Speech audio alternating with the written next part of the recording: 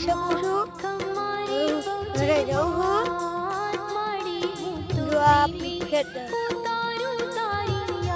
જો આ દાળિયા આમ જો આ જેને રાખું છું. વિડીયો ચાલુ રાખું. જો તેલ રાખું કપડું ભર્યું.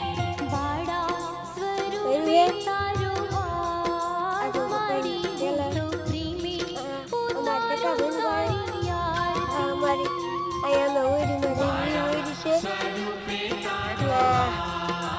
11 વાગે એટલે અમે ઘરે જવી. ત્યાં ઓલું કહેતા કંકુ આવે, કંકુ